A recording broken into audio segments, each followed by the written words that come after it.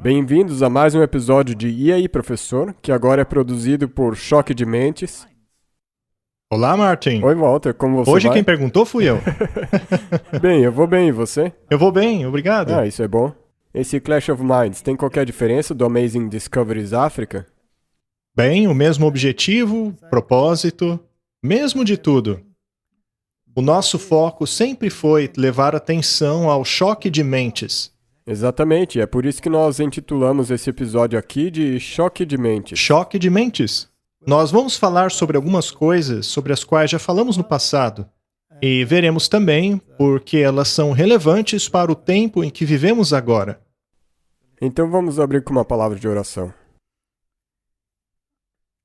Nosso Pai nos céus, existe tantas coisas acontecendo no mundo e nós precisamos de clareza. Existe muito conflito de mentalidades acontecendo e nós precisamos do Teu Espírito Santo para que nos guie através disso. Então nós pedimos que Tu guies nossas mentes, em nome de Jesus. Amém. O mundo aí fora é um campo minado, Martin. E em meio a todo esse montão de ideias, em algum lugar precisamos encontrar a trilha da verdade. E uma vez que a encontramos, toda sua mentalidade deve mudar. E então o velho e o novo entrarão em choque. É como Martinho Lutero disse, não é? Que as mentes debatam, mas que os punhos permaneçam imóveis. Bem, vamos começar do início. Gênesis 3, verso 15. E porei inimizade entre ti e a mulher, e entre a tua semente e a sua semente, e esta te ferirá a cabeça, e tu lhe ferirás o calcanhar. O que fica na mente, Martin? A cognição, a capacidade de fazer decisões. Portanto, esta mentalidade, que vem da serpente, finalmente será destruída. Sendo assim, é muito importante discernirmos qual é essa mentalidade. Correto. Se você se lembra de um episódio passado do E aí, Professor, é interessante que quando você olha para isso de Rei do Norte e do Sul, isso também tem que ver com a mentalidade. E a doutrina da serpente contra a doutrina das Escrituras. Temos aqui uma citação de Mensagens Escolhidas. Mas Satanás alcançou apenas o calcanhar. Ele não pôde tocar a cabeça. Na morte de Cristo, Satanás viu que ele fora derrotado. Ele viu que o seu verdadeiro caráter fora claramente revelado diante de todo o céu e que os seres celestiais e mundos que Deus criou estariam agora totalmente do lado de Deus. Ele viu que seus prospectos de influência futura com eles seriam completamente cortados. A humanidade de Cristo demonstraria pelos séculos eternos a questão que pôs fim à controvérsia.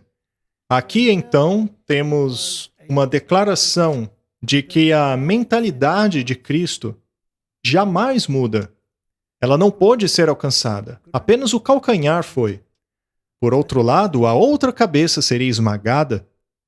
Martin, é interessante que a mentalidade do inimigo de Cristo seja também a mentalidade do mundo. É mesmo. E isto é uma coisa bastante triste. Quanto do mundo precisa ser alcançado com a mentalidade de Cristo? O mundo inteiro. O mundo todo? É por isso que Jesus também disse: vocês estão no mundo, mas não devem ser do mundo. Exato.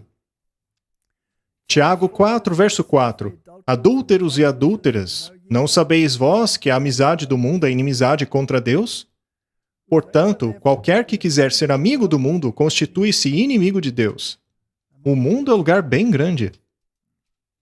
Ou seja, o que esse verso quer nos dizer é que, de maneira geral, o mundo todo está em inimizade contra Deus. Ele é o inimigo de Deus.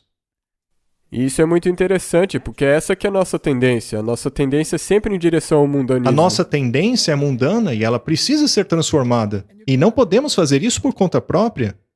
Vejamos Gênesis 3, verso 15. E porei inimizade entre ti e a mulher, e entre a tua semente e a sua semente. Esta te ferirá a cabeça e tu lhe ferirás o calcanhar. Esta inimizade mencionada aqui foi o primeiro sermão pregado. Lemos no Espírito de Profecia. Este foi o primeiro sermão do Evangelho já pregado entre os homens caídos. Esta promessa foi a estrela da esperança, iluminando as trevas e o futuro da raça. Adão recebeu alegremente a promessa de livramento e diligentemente instruiu seus filhos no caminho do Senhor. Esta promessa foi apresentada em íntima conexão com o altar do sacrifício de oferta. O altar e a promessa ficam lado a lado. Um lança claros raios de luz sobre o outro, mostrando que a justiça de um Deus ofendido poderia ser apenas aplacado pela morte de seu amado filho. No caso de Caim e Abel, temos um tipo de duas classes que existirão no mundo até o fim dos tempos. E esse tipo é digno de profundo estudo. E é isso que estamos fazendo aqui. Apenas duas mentalidades no mundo.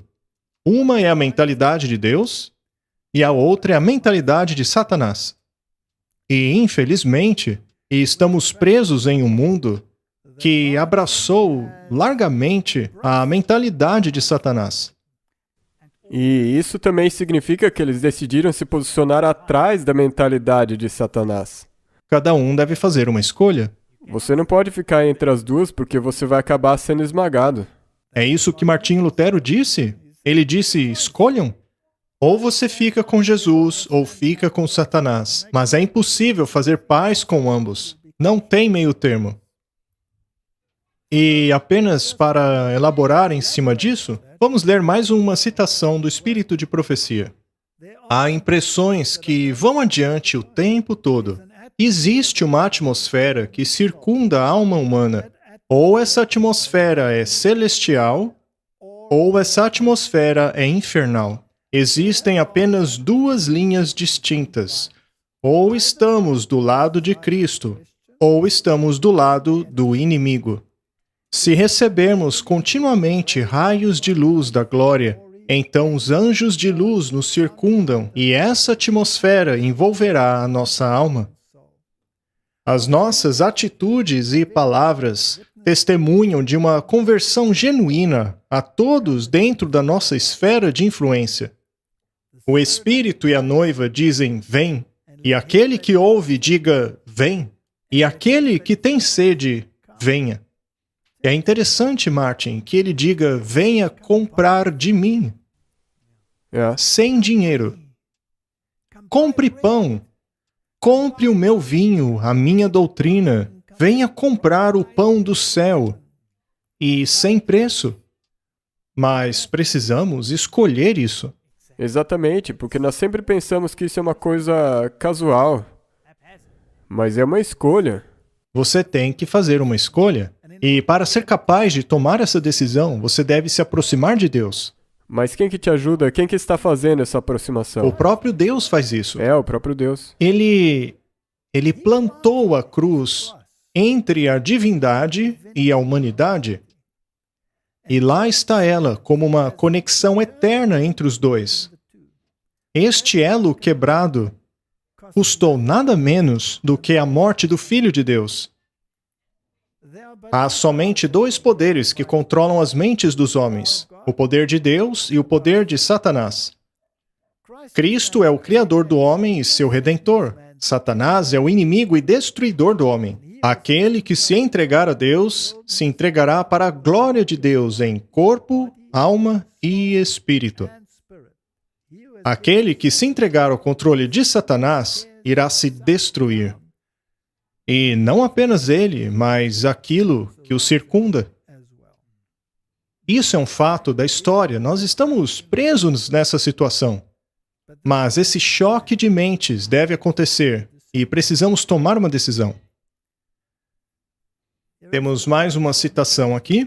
Ela diz que Sete também teve um filho e a ele chamou Enos. E foi a partir daí que os homens passaram a evocar o nome de Jeová.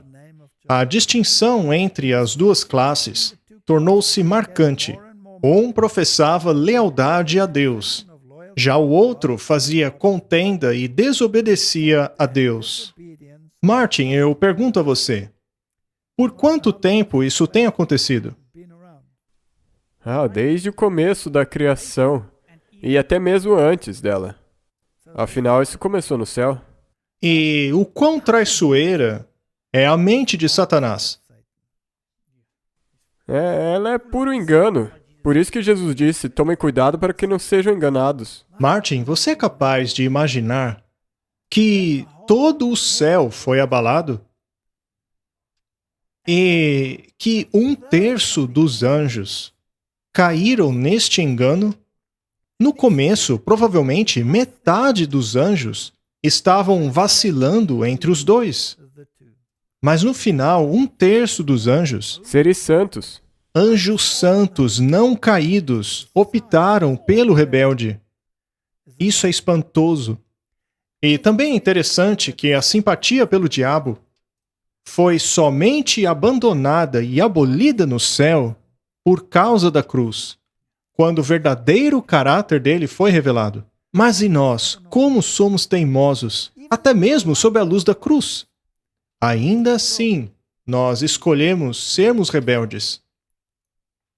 Temos aqui a famosa citação de Martinho Lutero, que as mentes se choquem, mas que os punhos se abaixem. E, infelizmente, isso se aplica apenas aos cristãos. Satanás, em hipótese alguma, irá abaixar os seus punhos. Se tratando de choque de mentes, quantas ideologias há por aí? Eu acho que mais do que nós pensamos, centenas, milhares. Milhares, com certeza, não?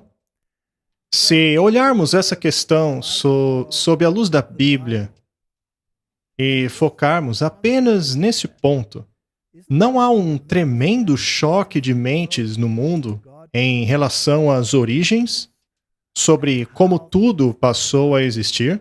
Criação intencional versus a teoria da evolução? Não é um choque de mentes? Um dos maiores, porque nós não falamos no episódio passado que existem tantos campos que baseiam todo o seu entendimento no pensamento evolucionista. Isso toca em cada aspecto da vida. Até mesmo o aspecto médico? Especialmente o aspecto médico. Martin, quantos bilhões e bilhões de dólares estão sendo gastos a cada ano apenas para propagar a ideologia, a mentalidade de Satanás, apenas em relação à saúde? Eu acho que daria até para erradicar a pobreza nessa terra se todo esse dinheiro que fosse aplicado ali fosse usado para cuidar das pessoas. E quanto dinheiro será que ele investe? Quanto tempo, quanto esforço em divulgar a sua ideologia? É incontável. Com certeza. Cada documentário sobre a natureza tem as propagandas dele ali. Em livros didáticos e tudo mais. Muito bem. Falemos sobre autoridade e lei. A lei de Deus. A autoridade de Deus contra a autoridade de um outro poder. Quanto tempo e esforço não é aplicado no debate sobre a autoridade de Deus e sua lei? Por incontáveis horas, e você também tem que colocar em perspectiva por quanto tempo essa discussão vem ocorrendo. Muito bem. E igrejas que se chamam igrejas cristãs, elas estão envolvidas nesse debate? Toda hora. Há então um choque de mentes? Sim. Fé e obras. Como somos salvos, Martin? Somos salvos pela fé? Será que recebemos pela fé a justificação imputada e transmitida de Cristo? Ou somos salvos pelas nossas obras?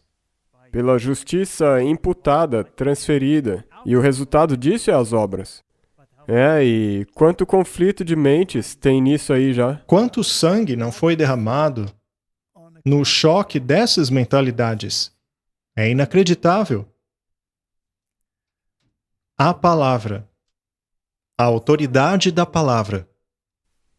Já tem um choque de mentes sobre a origem da palavra. Existe um choque de mentalidades na palavra em si e também em sua origem. Por acaso existem alternativas à palavra que estão por aí que se chocam contra a palavra de Deus? Quantos escritos ocultos existem por aí? Vejas da Madame Blavatsky? Eu acho que esse pêndulo está pendendo um pouquinho mais pro lado errado. Sim. Neste monte de pensadores e pessoas que se posicionam contra a palavra. E sabe o que é interessante, Martin? O livro mais vendido no mundo inteiro é a Bíblia. É o livro que mais foi distribuído em comparação a qualquer outro livro. E os escritos de Alice Bailey, os escritos da Blavatsky, os escritos de Albert Pike têm uma distribuição muito menor em comparação à Bíblia. Mas aqueles que possuem esses livros realmente os leem. É mesmo. A Bíblia, por outro lado, está na estante de muitos, mas é raramente lida. Não é verdade? É, isso é muito verdade. Não é uma coisa realmente triste? Quando se passa a conhecer essas duas mentalidades, torna-se óbvio que há um choque de mentes. Um tremendo choque de mentes. E por causa de todas as mentiras introduzidas pela teoria da evolução e também pelas outras questões, a dúvida é constantemente levantada sobre este livro. Este bom livro aqui. Eu acho que esse é o ponto principal desse choque. Simplesmente diminuir a autoridade desse livro. E ao considerar o esforço que ele aplica para lançar dúvida na primeira frase do livro, no princípio Deus criou, se ele puder lançar dúvida na primeira frase, ele então basicamente lançou dúvida no resto do livro. Este é um choque tremendo. E não para por aí. Naturalmente, há a questão do espírito de profecia. E até mesmo entre o meio daqueles que alegam serem o povo do livro. Será que não existe um choque de mentes em relação a isso? Até mesmo em nossa igreja? É, está cheio disso. Não é algo triste? Infelizmente, esse conflito de mentes vai continuar conosco até Jesus vir aqui nos buscar. Se você ler o livro de Apocalipse, lá diz que o testemunho de Jesus é o espírito de profecia. Então, se você realmente acredita nisso, é o testemunho de quem que está sendo posto em dúvida? O testemunho de Jesus. É uma questão bastante séria. E ele também não é chamado de a palavra. Sim. Nem só de pão viverá o homem, mas de toda a palavra que sai da boca de Deus. Não será então que estão questionando cada palavra dita por Jesus? Se você questionar a Bíblia, o espírito de profecia, você estará nesse caminho perigoso. Exato. Muito bem. Vejamos outras coisas agora. Como controlar as mentes dos homens? Essa é uma questão muito séria no que tange ao choque de mentes? Muito bem. Então temos um choque entre a coerção e a liberdade de consciência. O quão veemente este choque está se tornando nos dias de hoje? Bem, eu acho que se você olhar para os últimos 2 anos e o que atualmente está acontecendo, você pode ver que tem uma grande mudança na maneira como eles controlam o que você deve acreditar. Muito bem.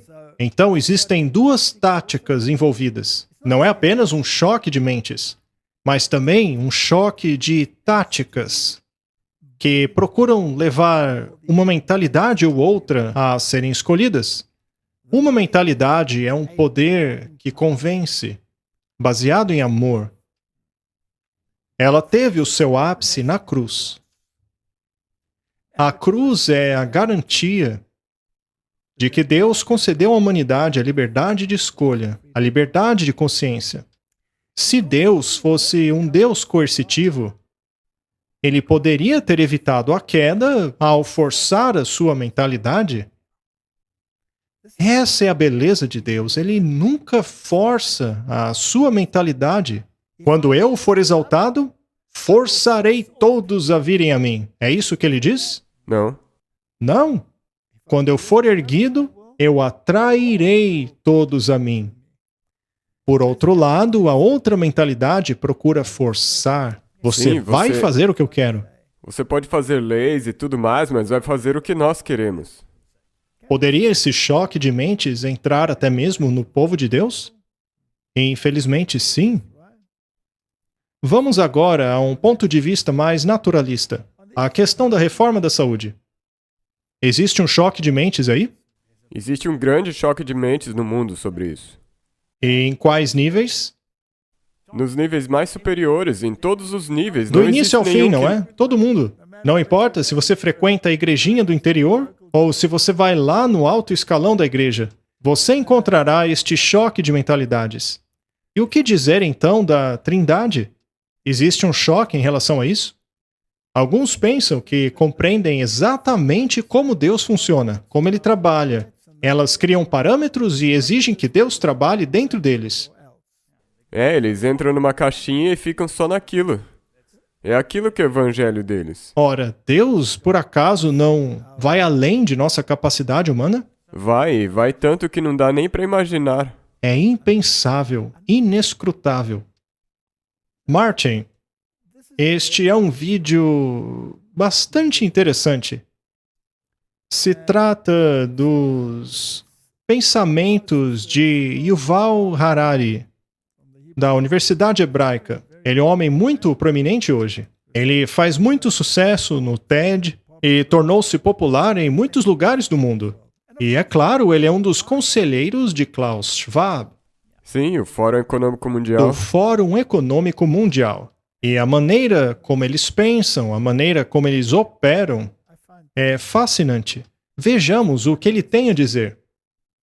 Mas alguns governos e corporações governamentais, pela primeira vez na história, têm o poder de basicamente hackear seres humanos. Fala-se muito sobre hackear computadores, hackear smartphones, hackear contas bancárias, mas a grande história da nossa era é a capacidade de hackear seres humanos. E por isso eu quero dizer que se você tiver dados suficientes e poder de computação suficiente, você pode entender as pessoas melhor do que elas entendem. E então você pode manipulá-las de maneiras que antes eram impossíveis. E, em tal situação, o velho sistema democrático para de funcionar. Precisamos inventar a democracia para essa nova era em que os humanos são agora animais hackeáveis. Você sabe, toda essa ideia de que os humanos têm isso de que eles têm essa alma ou espírito e eles têm livre-arbítrio e ninguém sabe o que está acontecendo dentro de mim, então o que eu escolher, seja nas eleições ou seja no supermercado, esse é o meu livre-arbítrio, isso acabou. Precisamos aceitar o fato de que, assim, novamente é aqui que a filosofia se encontra com a ciência da computação e a biologia. Não importa o que você pensa em última análise, é a verdade do universo. Você tem que perceber que praticamente hoje temos a tecnologia para hackear seres humanos em grande escala, e isso significa que precisamos inventar a democracia. Martin, você está pronto para abrir mão de sua liberdade de escolha? Com certeza não. Jesus deu a vida para que eu pudesse ter a liberdade de escolha. Qual foi o preço da sua liberdade de escolha? A morte do Filho de Deus. Pode imaginar isso? Há pessoas que pensam que sua liberdade de escolha pode ser simplesmente ser jogada pela janela. E é interessante que, quando eles estavam planejando essa moeda digital, essa nova moeda não é apenas um dígito que você pode usar da maneira que bem entende. Parece, Martin, que ela será programada para que você apenas escolha aquilo que você pode comprar. Exatamente. É que nem quando eles dizem você não vai possuir nada e mesmo assim vai ser feliz. A felicidade vai ser ligada àquilo que eles decidem para você que deve ser a sua felicidade. Exato. Eles dirão, você pode comprar esse tanto por mês. Mais do que isso, sinto muito, seu dinheiro não poderá comprar. Sua liberdade de escolha será removida. Agora, é claro, a pergunta é: quem suplanta sua liberdade de escolha? Bem, os agentes do diabo, porque é a mentalidade do inimigo remover as suas liberdades. Sim, o inimigo utiliza táticas coercitivas. Ele sempre fez assim. Ele sempre forçou. Ou você faz o que eu digo, ou você morre. Não é o que Caim fez a Abel? Essa mentalidade tem estado aí desde o início. E este é um aspecto muito importante do choque de mentes. Deus deseja que nós tenhamos a mentalidade de Deus, mas Ele jamais nos forçará. Se você se perder, será por sua própria escolha. E sabe de uma coisa? Não existe um outro sistema mais lógico do que o encontrado na Bíblia. Exatamente. Martin, me diga apenas um dos 10 mandamentos que seja irrelevante. Nenhum deles. E se você realmente quiser colocar dessa maneira, se você parar para pensar, qual dos 10 mandamentos que não é para o seu próprio bem? Todos são. Todos eles. E para todos. E o que também é interessante disso que ele disse é que eles podem manipular a sua mente. Então, quantas pessoas será que eles vão manipular para que pensem que a maneira que eles querem instaurar essa nova liberdade é melhor para você? Eles estarão manipulando as mentes e eles já estão se ocupando com isso já. Outra coisa interessante. Uma pessoa pode rejeitar totalmente a Deus e ainda assim ser contrário a essa manipulação mental.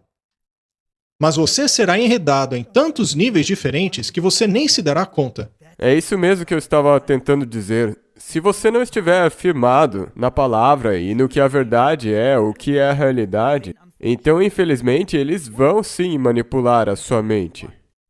Para compreendermos corretamente esse choque de mentalidades, precisamos voltar no tempo e estudar a história e colocá-la sob perspectiva. Não é conspiração. É profecia bíblica, história bíblica. Esta é uma citação de Testemunhos para a Igreja, volume 8, página 307. Existe um estudo da história que não deve ser condenado. A história sagrada era uma das matérias das escolas dos profetas.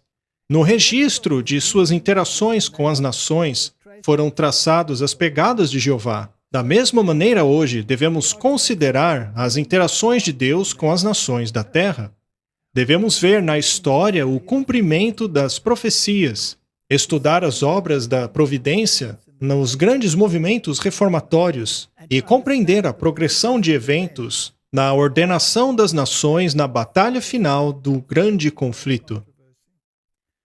Podemos encontrar pistas em relação ao que acontece no mundo hoje estudando a história, não é? Como que é aquele ditado mesmo? Se você não aprender a partir da história, você está condenado ou inclinado a repeti-la. Exatamente, é isso que acontece. Precisamos estudar a história sagrada. Precisamos ver como Deus lidou com as nações no passado e compreender por que às vezes foi necessário erradicar essas nações, para que assim a capacidade de decisão pudesse continuar na próxima geração. Sendo assim, se Deus chegou a ponto de eliminar um grupo ou uma nação, isso foi para o bem da posteridade. Sinais dos tempos. Caim representa aqueles que levam adiante os princípios e obras de Satanás por adorarem a Deus da maneira que escolhem. Assim como o líder que seguem, eles estão dispostos a render uma obediência parcial, mas não a total submissão a Deus. A classe de Caim de adoradores é de longe a mais numerosa, pois cada falsa religião que foi inventada foi baseada no princípio de Caim, de que os homens podem depender de seus próprios méritos e justiça para sua salvação. Este é o princípio de Caim. E, de longe, a maioria das pessoas aderem aos princípios de Caim. Não é uma situação triste? Isso é muito triste. E é importante que você talvez possa nem saber que está nesse lado de Caim se você não ler esse livro. Exato. Vamos dar uma olhada nisso novamente. Gênesis 4, verso 15. E o Senhor disse a ele: portanto, qualquer um que matar a Caim, 7 vezes será castigado. E pôs o Senhor um sinal em Caim, para que o não ferisse qualquer um que o achasse. É uma declaração muito interessante. E ela está em Gênesis capítulo 4. Foi feita logo após a queda, que é relatada em Gênesis 3.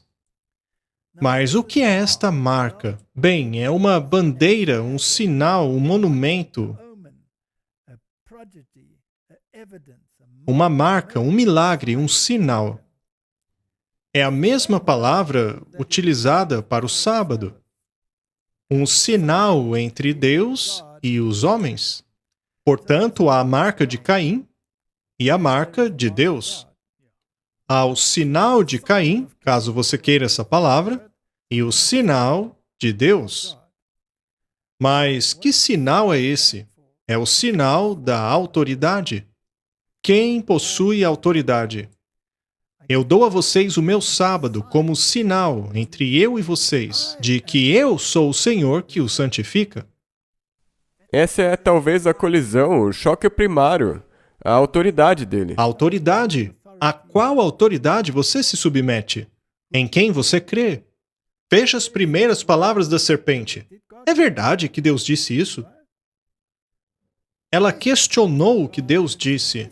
Questionou a mentalidade de Deus. Ela foi diretamente contra a mentalidade dele. Não, a mentalidade de Deus está errada. Essa é a correta. Êxodo 31, 13. Tu, pois, fala aos filhos de Israel, dizendo: certamente guardareis meus sábados, porquanto isto é um sinal entre mim e vós nas vossas gerações, para que saibais que eu sou o Senhor que vos santifica. Martin, de onde vem a minha força? De Deus? Quem tem autoridade na minha vida? Bem, isso depende das suas escolhas. E pelas suas obras, você pode começar a julgar. Em relação a qual lado você escolhe, não é? Muito bem, então existem duas marcas no mundo: a marca de Caim e a marca de Deus. A marca de Deus não é física. Portanto, a marca de Caim também não é. Ela não é física. É um sinal de autoridade. Quanta autoridade Deus concedeu a Caim? Bem, vamos ler novamente. Caim queixou-se de tornar-se um andarilho. Qualquer um poderia encontrá-lo e matá-lo. Então Deus fez algo incrível. Sabendo que aquele indivíduo era um filho da desobediência, um rebelde à causa de Deus, um odiador da mentalidade de Deus, que chegou a ponto de matar uma pessoa da outra mentalidade, Deus diz a ele: qualquer um que matar Caim, 7 vezes será castigado. E pôs o Senhor um sinal em Caim, para que o não ferisse qualquer um que o achasse. Muito bem, se a marca de Deus é o sinal de sua autoridade, já que o sábado é o selo de Deus que atesta que Ele é o Criador do universo, não é? É por isso que Ele nos ordenou guardá-lo. Portanto, Ele deu autoridade a Caim de vingar-se 7 vezes. Ou seja, ele tinha o poder de punir alguém 7 vezes, seja lá o que fizessem a ele. Algumas pessoas são postas na prisão por coisas pequenas por muito, muito tempo. E já outros que mataram alguém não vão presos. Muito bem, então ele deu a Caim a autoridade. E conheceu Caim a sua mulher, e ela concebeu e deu à luz a Enoque. E ele edificou uma cidade e chamou o nome da cidade conforme o nome de seu filho Enoque. É importante que saibamos que este não é o Enoque que caminhou com Deus. Este é Enoque, filho de Caim. 7 gerações antes do Enoque que caminhou com Deus. E a Enoque nasceu Irade. Irade gerou Meujael. E Meujael gerou a Metusael. Metusael gerou a Lameque. Temos aí algumas gerações. E finalmente chegamos à geração de Lameque. Lameque tomou para si 2 mulheres. O nome de uma era Ada e a da outra Zilá. 2 coisas acontecem aqui, Martin. A primeira é que eles construíram uma cidade. Isso era contra o que Deus queria. Deus não queria que vivêssemos em cidades. A segunda coisa é que, apenas após algumas gerações, a questão da promiscuidade já aflorou. E Lameque tomou para si 2 mulheres. Uma era Ada e a outra Zilá. E Lameque disse às suas esposas Ada e Zilá: ouçam a minha voz, esposas de Lameque. Ouçam o que eu digo. Eu matei um homem por me ferir e um jovem por me pisar. Se Caim é vingado 7 vezes, Lameque o será 70 vezes 7. Isso é muito interessante. O que acontece aqui é que a apostasia prosseguiu. Ele tomou para si 2 esposas. Mas Deus criou apenas uma esposa para Adão. E não 2, correto? A outra coisa que acontece é que o seu poder para exercer a sua autoridade aumentou de 7 para, de acordo com a tradução King James, 70 vezes 7. Isso foi retirado da Bíblia de Geneva, a primeira Bíblia protestante. Aqui diz 70 vezes 7. É realmente um número muito interessante. 70 vezes 7. Isso traz à mente várias outras coisas. Pois existe uma profecia, 70 vezes 7. Ela está lá no livro de Daniel. Quantas vezes Jesus diz que devemos perdoar? 70 vezes 7. Sim, mas este daí não perdoa. Não. Ele não perdoa. Ele apenas pune. Ele apenas pune 70 vezes 7. São 2 mentes diferentes. Uma de amor e perdão, é claro, sem sacrificar a justiça, e a outra aplica a brutalidade para impor a sua chamada justiça. Então, essas pessoas, Caim e sua posteridade, tornaram-se os governantes dos filhos da desobediência. Eles possuíam a marca de Caim, a marca de autoridade. Muito bem. Vamos ver o que dizem os escritos ocultistas. Vejamos o que Morais e Dogma de Albert Pike tem a dizer sobre isso. Ele está falando sobre a maçonaria, que é tão estimada no mundo hoje. E muitos, se não todos, dos maiores líderes do nosso mundo pertencem a esta fraternidade. Enoque. Seu nome significa em hebraico iniciar ou iniciador. A lenda das colunas de granito e bronze erigidas por ele é provavelmente simbólica.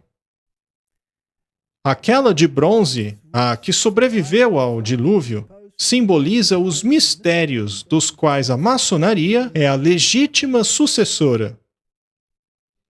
Desde os tempos mais antigos, os guardiões e depositários das grandes verdades religiosas e filosóficas, desconhecidas da maioria do mundo, têm sido transmitidas de século a século por uma corrente inquebrável de tradições incorporadas em símbolos, emblemas e alegorias. Martin, até quem podemos rastrear os símbolos deles? Não apenas seus símbolos, mas sua religião também. Aquele Enoque que andava com Deus que não é. É um outro Enoque. Bem, precisamos descobrir de qual Enoque se trata. Precisamos descobrir, mas sabemos que é de um Enoque. Enoque, filho de Jared, descendeu de Arão através da linhagem de Sete, a 7ª geração desde Adão. De acordo com Ussher, Enoque teria nascido em 3.382 a.C. O livro de Albert Pike faz a contagem tanto maçônica como cristã. As datas dadas são as seguintes: 5.680 AM, que significa Anno Mundi, ou Ano do Mundo. E ele também dá a data de 1871 depois de Cristo. Ou seja, o livro Morais e Dogma foi escrito em 1871 depois de Cristo, ou 5.680 Anno Mundi, Ano do Mundo. Mas a que volta esta data? Vamos descobrir. Se subtrairmos um do outro, chegaremos à era antes de Cristo, mais precisamente a 3.809 a.C. De acordo com Albert Pike, o calendário maçônico começa em 3.809 a.C., que por sua vez é 427 anos antes de Enoque, que andou com Deus. Sendo assim, a linhagem maçônica descende do Enoque que andou com Deus, ou do Enoque filho de Caim. O filho de Caim. O guardião e depositário das verdades maçônicas não pode ser, portanto, o Enoque que andou com Deus, mas deve ser o Enoque filho de Caim. Não foi o bom Enoque. Sendo assim, a origem maçônica é traçada de volta até a rebelião. Esta citação não é do livro Moral e Dogma, mas da Madame Blavatsky, Doutrinas Secretas, volume 1. Lembre-se de que Albert Pike disse que sua religião era secreta. Uma vez que a chave para Gênesis está em nossas mãos, é a científica e simbólica Cabala que revela o segredo. Afinal, o que é este grande segredo, Martin? É o de que a grande serpente do Jardim do Éden e o Senhor Deus são idênticos, assim como que Jeová e Caim são um. Ou seja, eles endeusaram Caim, que possui a marca de autoridade, e que rejeitou a Deus, Jeová, que também tem a sua marca de autoridade. Portanto, desde o início, a marca de Jeová, que é o sábado como símbolo de sua autoridade, deve ser rejeitada por Caim. Aquele Caim que, na teologia, é mencionado como assassino e mentiroso para Deus. Jeová tenta o rei de Israel a contar o povo, e Satanás o tenta fazer a mesma coisa. Jeová recorre a serpentes para morder aqueles que os desagradam, e é Jeová que coloca a serpente de bronze que os cura. Essas pequenas e aparentes contradições do Antigo Testamento, contraditórias porque os dois poderes são separados, ao invés de serem mencionados como as duas faces da mesma coisa, é a doutrina secreta. Ou seja, é o bem e o mal trabalhando juntos. Essa é a doutrina deles, Yin-Yang. Martin, é claro que eles distorceram os fatos aqui. Quando a Bíblia diz em um lugar que Deus tentou todavia contar o povo, e no outro lugar diz que foi Satanás, você precisa ler isto com a perspectiva de que seja lá o que for que Deus permite, É mesmo. também é referido como a sua vontade. Mas por que Deus permitiria algo negativo que traz consequências negativas? Para que a verdade possa se desenrolar. E porque ele respeita a sua liberdade de escolha. Ele não contraria a sua liberdade de escolha, mas a sua liberdade traz consequências. Ou seja, o Deus deles é Caim. E o Deus de Caim é Satanás. Vamos continuar esta saga.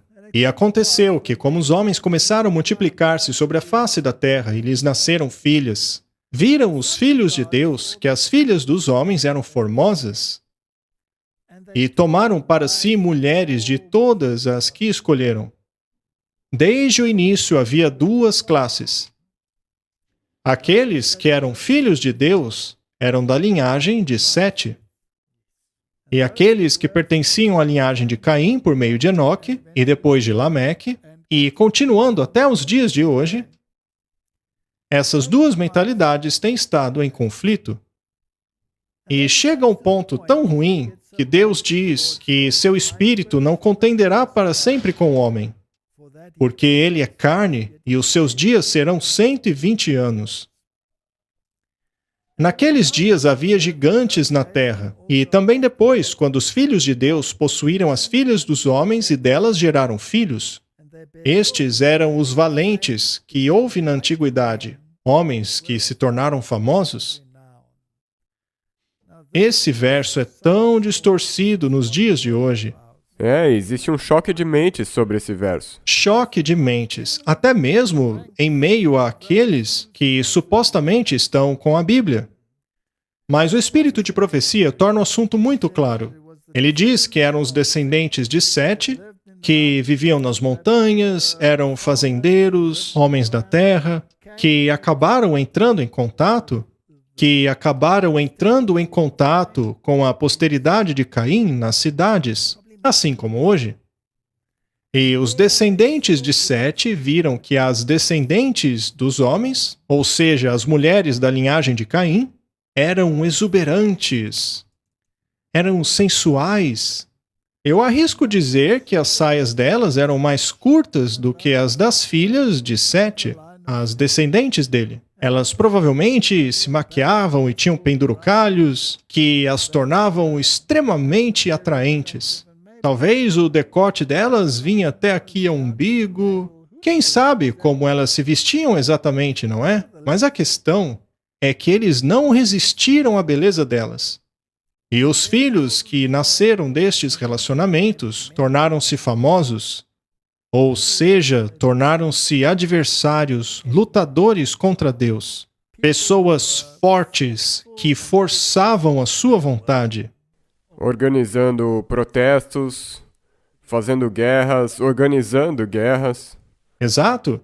E viu o Senhor que a maldade do homem se multiplicara sobre a terra e que toda a imaginação dos pensamentos de seu coração era só má continuamente. Então arrependeu-se o Senhor de haver feito o homem sobre a terra e pesou-lhe o coração.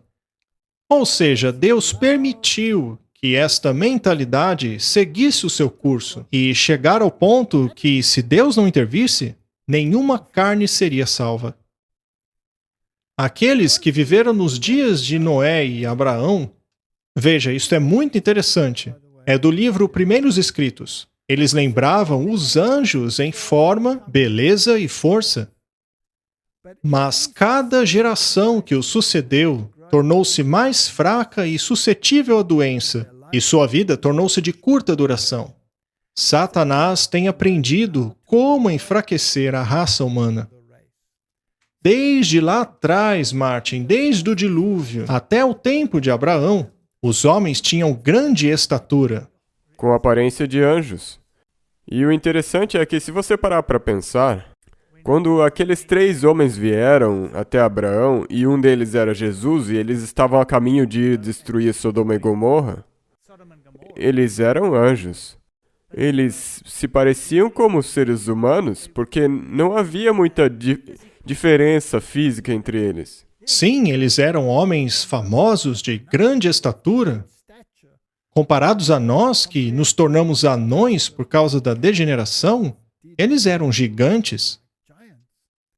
E algumas gerações ainda tiveram esse gene gigante, até mesmo até o tempo de Davi. Mas então ele praticamente desapareceu de toda a humanidade. Precisamos, portanto, entender corretamente esses versos na Bíblia.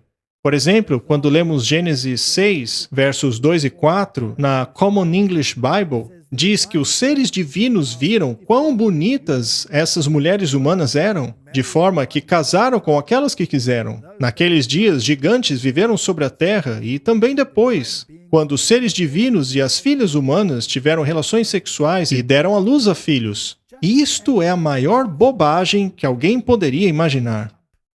Isso é repugnante. Pois é, e a Good News Bible não melhora nem um pouco.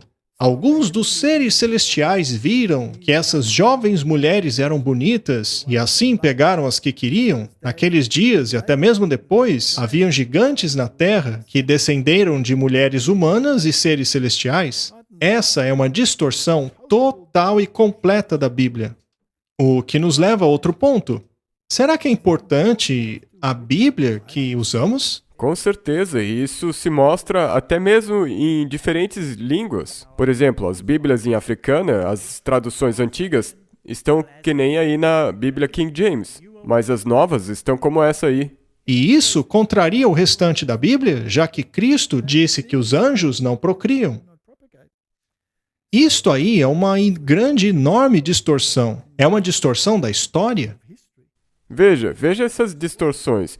Primeiro, eles distorceram o Enoque, do qual vem todo esse ocultismo. E daí eles distorceram que esses gigantes eram híbridos entre anjos e seres humanos. É ridículo, é patético.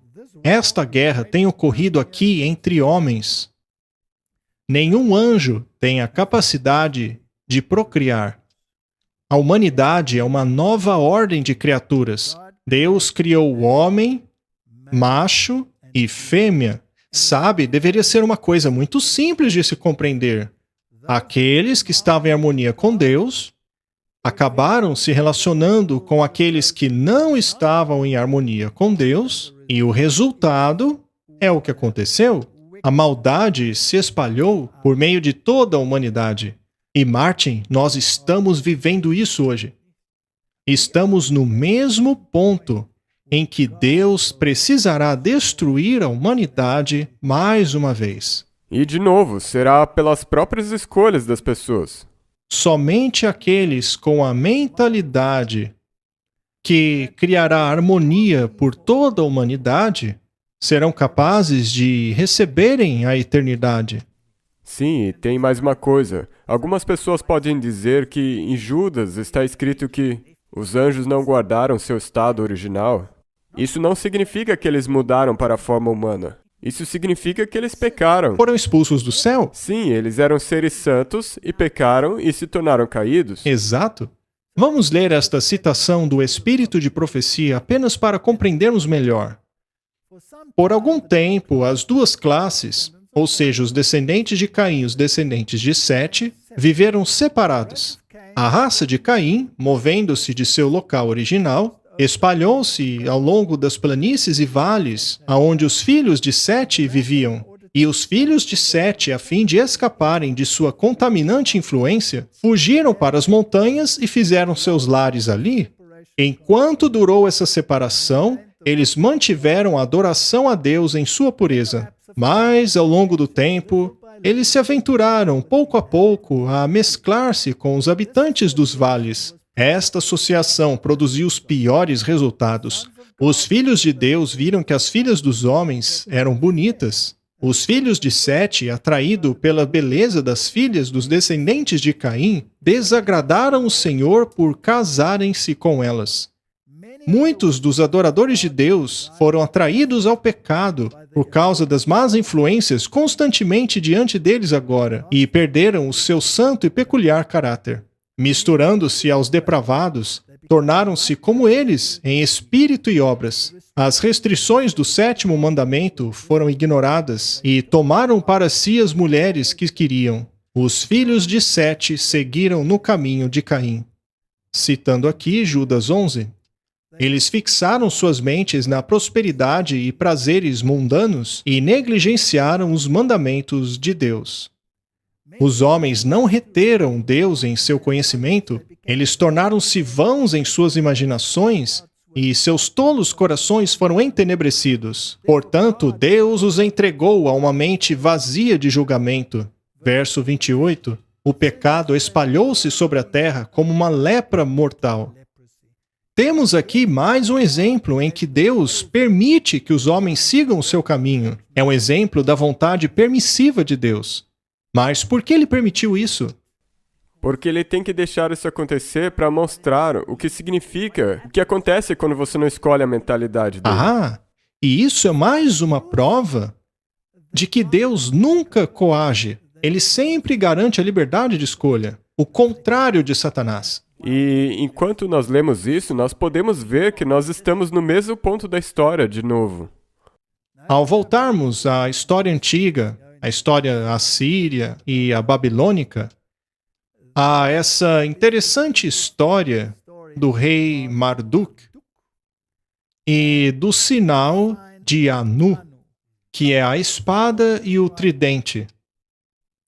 O tridente é este instrumento de 3 pontas aqui, e a espada é o símbolo de autoridade, correto?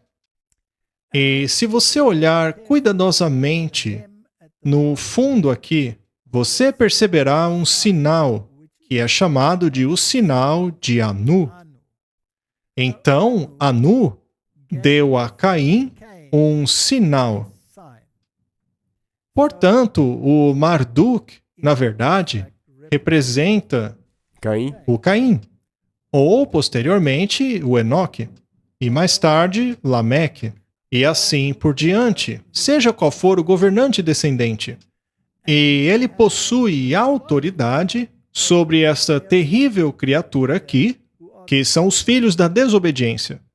Muito bem, os filhos da desobediência, ou seja, essa terra, deveriam estar sobre o domínio de Caim. E a punição era muito, muito severa. É interessante, Martin, que minha esposa estava ensinando numa escola para crianças problemáticas. Elas vinham de históricos terríveis. E houve um ponto que ela estava perdida. Ela não sabia mais o que fazer com a desobediência delas. Pois ela estava tentando ser gentil, cristã, mas eles faziam disso uma piada completa. Um dia, então, ela decidiu que isso não estava funcionando. Não estava. Ela então disse, ok, vamos fazer algo diferente. Não vou colocar mais as regras. Vocês vão mandar agora. Agora são vocês, os desobedientes, que farão as regras. Sendo assim, de agora em diante, vocês vão definir as punições. E ela passou a escrever as regras deles no quadro. E ela disse a eles, muito bem, então são essas as regras que vocês querem? E sabe, as regras eram super estritas. As regras eram 10 vezes piores que as delas. 70 vezes 7. 70 vezes 7. E eles mesmos aplicaram. Foi o único jeito de controlar a classe. E foi exatamente o que Deus fez.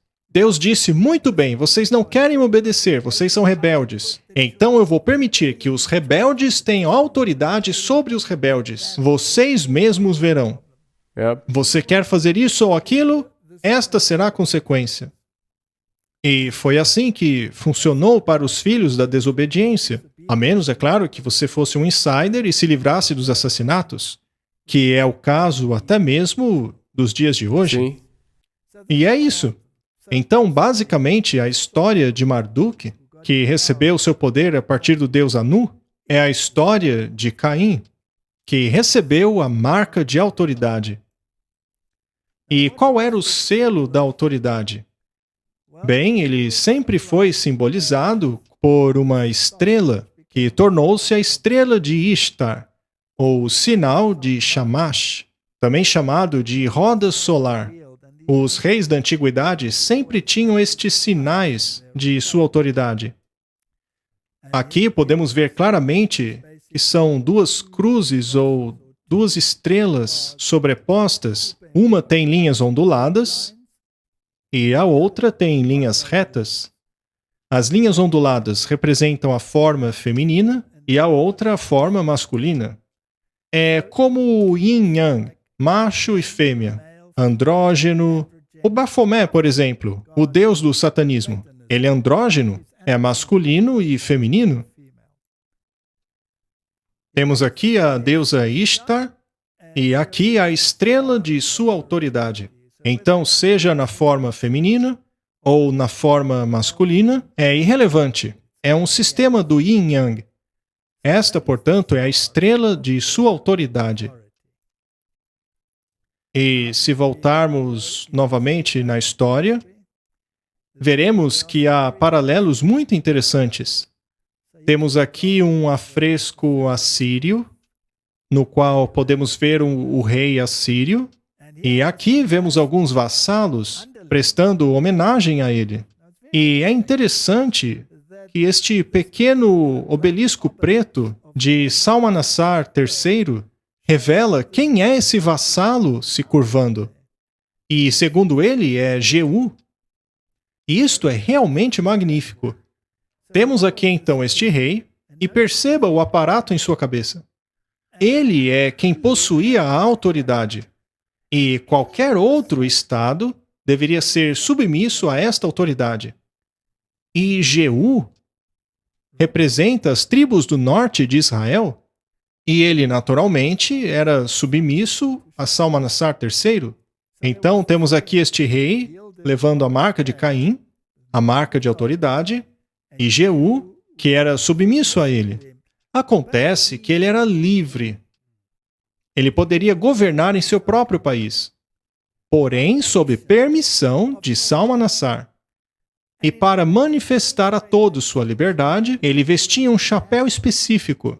É chamado de o chapéu frígio. Podemos ver aqui eles trazendo presentes. Veja como todos estão usando esse chapéu. Não é interessante?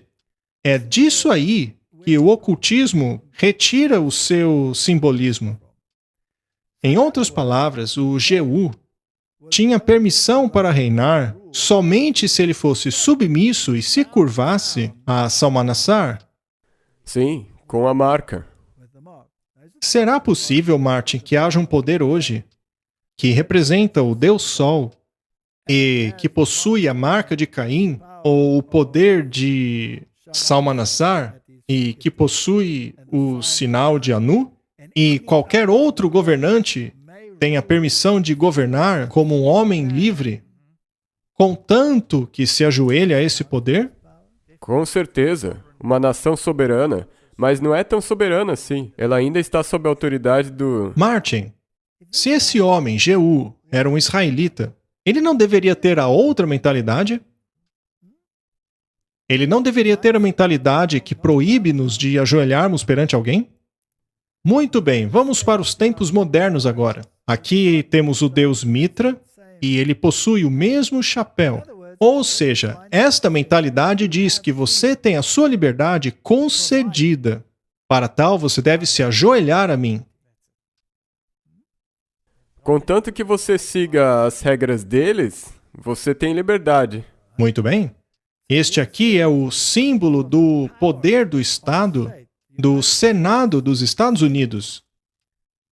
Veja como ele tem o símbolo do chapéu frígio aqui. E nós nos perguntamos por quê? Martin, quem vestia o chapéu? Foi Jeú ou Salmanassar? Jeú. Quem era sujeito a quem? Jeú sujeito a Salmanasar. Seria então o Senado americano sujeito a alguém, uma vez que ele utiliza o chapéu frígio? É, tem que ser. Ele, portanto, é um governante livre, mas sua autoridade para governar precisa vir de outro poder. Quem é esse Salmanassar que dá ao Senado americano o poder para criar leis? Podemos fazer essa pergunta? Eu acho que essa é uma questão muito importante. Muito bem. E como é que eles impõem sua autoridade? Bem, aqui temos o Departamento do Exército dos Estados Unidos. E o que é que está bem ali no meio? Mais uma vez esse barrete frígio. E o que está acima dele? A serpente. Ah, a serpente. E quem exerce o poder da serpente nesta terra? Nós vamos apenas deixar essa pergunta no ar. Vamos para Roma agora, Martin. Temos aqui a Igreja de Jesus, a Igreja de Jesus, que é a igreja-mãe da Sociedade de Jesus. Os jesuítas. Os jesuítas. E ao entrar nessa igreja, vemos o símbolo da mulher com um relâmpago em sua mão. Ela, naturalmente, representa a Igreja de Roma. Ela tem a cruz em outra mão. E aqui temos Martinho Lutero e Calvino simplesmente caindo e sendo subjugados pelo poder dela. E aqui temos um anjo rasgando os escritos de Lutero, que são basicamente a Bíblia. Este é o poder, Martin, que alega possuir as duas espadas. A espada secular do Estado, ou seja, ela exerce poder sobre o Estado, e a espada do Espírito. Interessante. Então também tem uma parte religiosa. E o que é fascinante, Martin, é que ao olharmos para a Praça do Vaticano, que tem o obelisco, que naturalmente é de origem pagã, lá no centro, encontramos o maior sinal de Anu no mundo inteiro. Veja que temos as duas cruzes sobrepondo uma outra. Ou seja, ele basicamente está avisando o mundo todo que ele possui a marca de Caim, o sinal de autoridade. Até mesmo os Estados Unidos da América, com o seu poderoso exército, possui o chapéu frígio, o que significa que ele é subserviente. Olhemos agora este templo da maçonaria. Ele é do Conselho Superior e se encontra em Washington. Assim que entramos nele, vemos que a maçonaria também se utiliza do sinal de Anu, assim como foi utilizado por Shamash e Marduk. Portanto, eles têm a marca de Caim, isto é, a autoridade de reinar sobre os filhos da desobediência.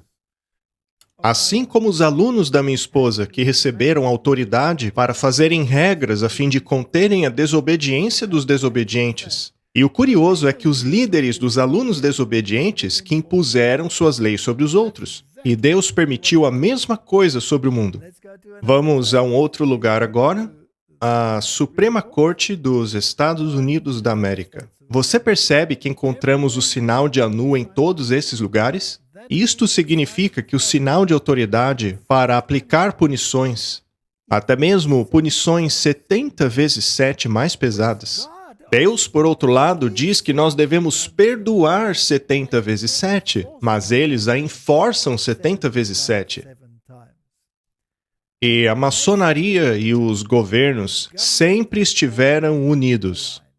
Você pode verificar isso? Não é conspiração, isso é um fato. E o mundo religioso também está envolvido com este sistema. Temos aí uma foto de Billy Graham com Hoover, que, como sabemos, era um maçom de alto escalão. E aqui ele está conversando com o papado.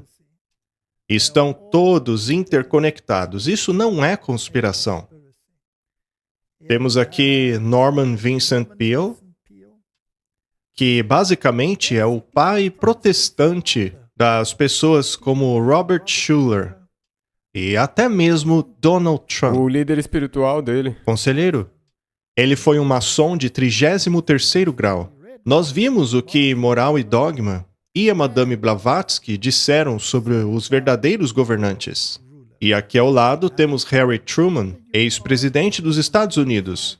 Então veja, eles estão em qualquer parte. Martin, você segue a marca de Caim ou a marca de Deus? Eu quero seguir a marca de Deus. Certo. Não seria a manifestação que você de fato possui a marca de Deus, a obediência de todos os seus mandamentos? É mesmo?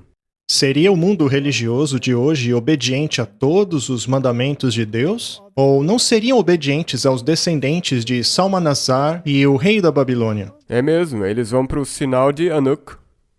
E não é interessante, Martin, que até mesmo os judeus agradeçam o Papa por exonerarem os judeus no que se refere à morte de Jesus? É, então quem que tem autoridade para fazer isso?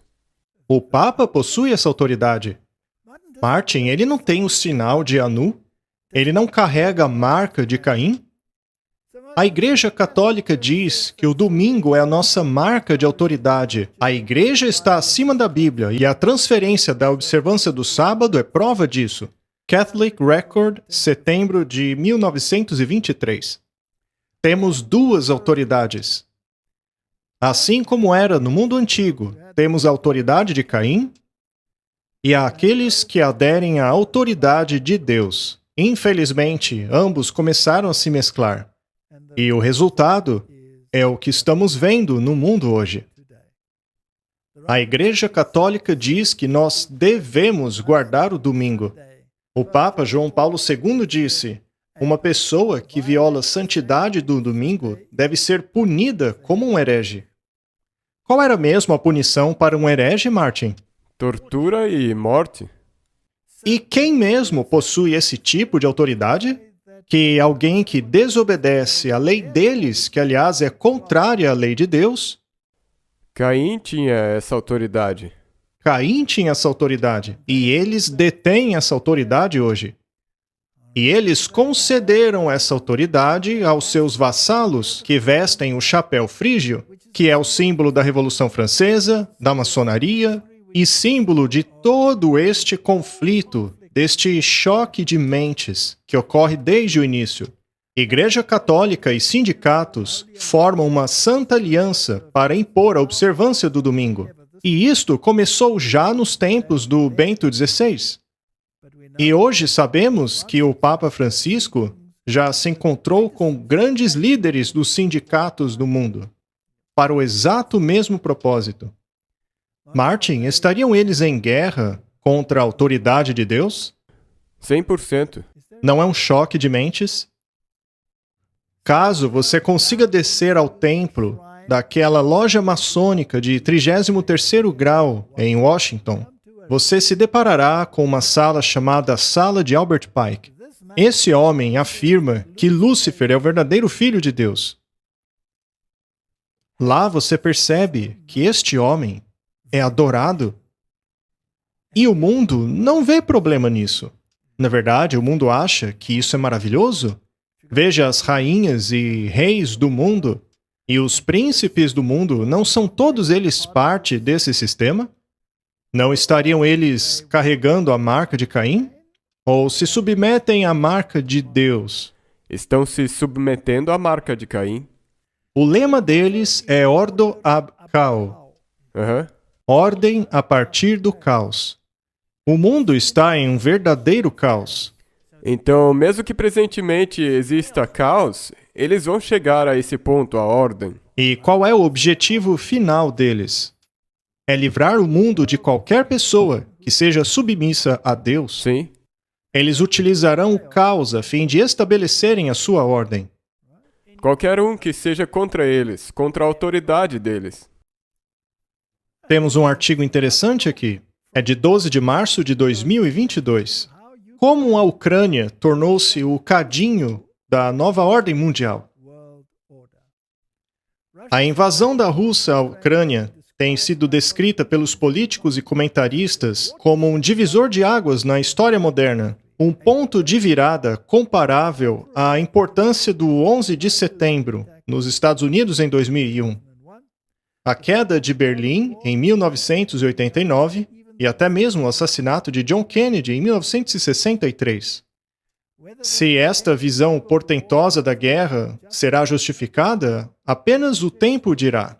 Mas não resta dúvida de que no violento e agitado dia de 24 de fevereiro, a estabelecida ordem internacional foi estremecida e, em muitos aspectos, virada de cabeça para baixo de uma maneira extraordinária e inesperada. A Ucrânia, um país de encruzilhada entre a Europa e a Ásia, que sempre foi pouco conhecida ou até mesmo ignorada, tornou-se da noite para o dia o cadinho de uma nova ordem mundial, um catalisador e gatilho de uma mudança radical. Será que isso se encaixa na agenda, Martin? Ordem a partir do caos. Nós já tivemos bastante caos nos últimos 2 anos, não é, Martin? Não tem havido um choque de mentes em relação a que lado devemos aderir? Com certeza. Existe alguma ordem que surgiu a partir desse caos que nós tivemos? Sim, há novas leis. E Martin, será que essas novas leis estão em harmonia com a maneira pela qual Deus faz as coisas? Ou seja, pró-liberdade de escolha ou é o contrário? Elas são draconianas, mas de acordo com as pessoas que fizeram elas são para o seu próprio bem. Quem decide o meu próprio bem? Eles, não é?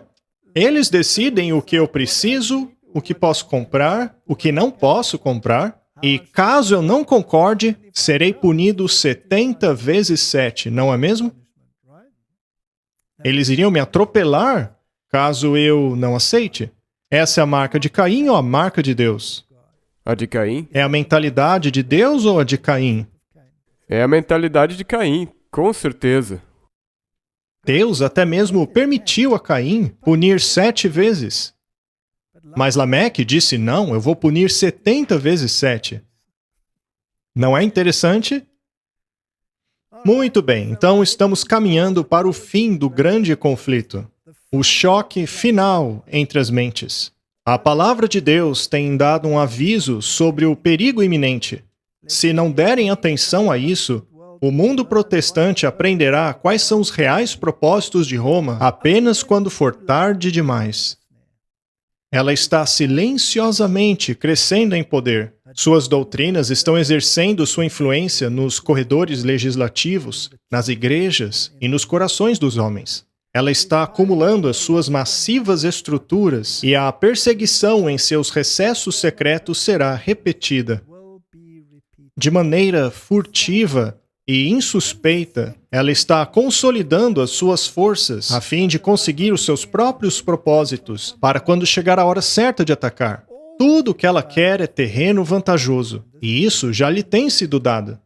Nós em breve veremos e sentiremos qual é o propósito de Roma. Qualquer um que crer e obedecer à palavra de Deus será alvo de reprovação e perseguição. Estamos rumando a um choque de mentes? Não acho que estejamos rumando, eu acho que nós já estamos lá. Exato. Nós já estamos num choque de É mentalidades. importante levarmos a mensagem adiante? Agora. É importante que as pessoas sejam avisadas sobre quais são as consequências caso sigam essa mentalidade? Martin, Filipenses 2, verso 5. Que vocês possuam a mesma mente que havia em Cristo Jesus. Que todos estejam dispostos a defenderem esta mensagem, essa escolha entre duas mentalidades. Vamos trabalhar juntos para levar adiante a mensagem da salvação, o último aviso para o mundo, para que as pessoas possam fazer uma escolha consciente. Oremos. Querido Pai, existe um choque de mentalidades. E este choque de mentalidades eventualmente irá culminar na maior perseguição que este mundo já testemunhou. Mas tu prometeste que 1000 podem cair ao nosso lado e 10.000 à nossa direita, mas nós não seremos atingidos. Ajuda-nos a fazer a escolha certa, a olharmos para a cruz, a garantia de que aquele que faz as leis do universo é um Deus de amor que está disposto a dar a vida por aqueles que transgrediram sua lei. Dá-nos a coragem de permanecermos firmes pela verdade nesse complicado mundo que vivemos. Em nome de Jesus. Amém. Amém.